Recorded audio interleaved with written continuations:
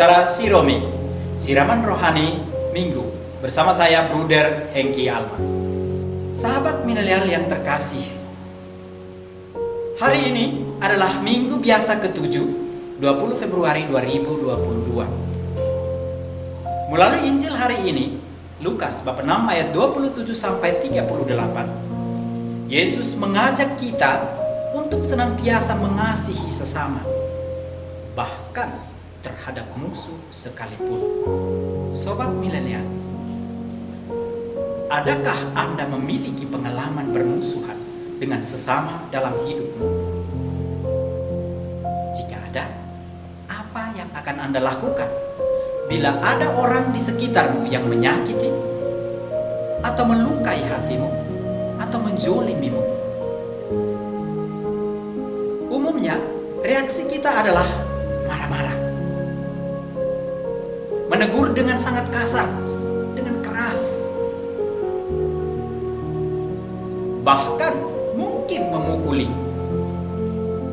atau juga mendendam dalam waktu yang cukup panjang. Dan yang lebih fatal lagi, bisa saling bunuh-bunuhan. Hari ini, Yesus mengajak kita untuk mengasihi sesama, bahkan musuh sekalipun. Tentang ajakan ini terkait mengasihi sesama mungkin masih agak mudah untuk kita jalankan. Tetapi terkait mengasihi musuh bukanlah hal yang mudah.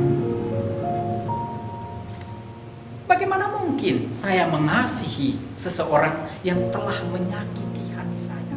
Sakit. Sungguh amat sangat sakit. Bagaimana mungkin saya dapat mengasihinya? Justru dia harus mengalami apa yang kualami, biar impas, katanya. Kita lupa.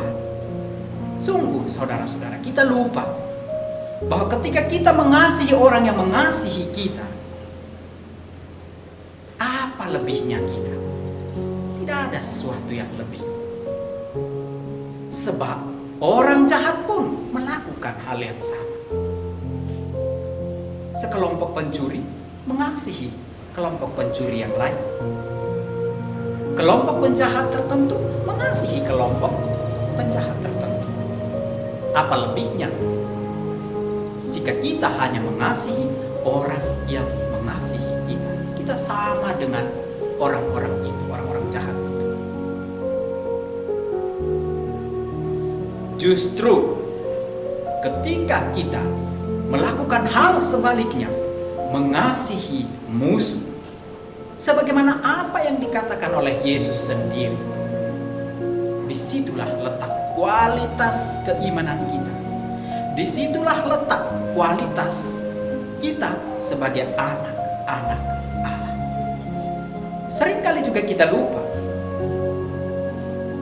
bahwa dalam doa Bapa kami, kita mendoakan yang isinya kurang lebih demikian. Ampunilah kami, seperti kami pun mengampuni yang bersalah kepada kami. Ini menandakan bahwa ketika kita tidak mampu mengampuni orang lain, maka sudah sepatutnya kita tidak layak untuk diampuni oleh Bapa. Dan ketika kita mengasihi, mengampuni saudara kita yang bermusuhan dengan kita, maka pada saat itu kasih terhadap musuh sedang berkobar. Dan justru inilah yang dikehendaki oleh Allah sendiri. Sobat milenial yang terkasih,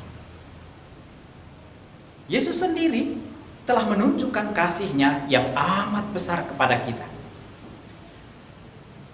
Bahkan kepada musuhnya, Ia mendoakan,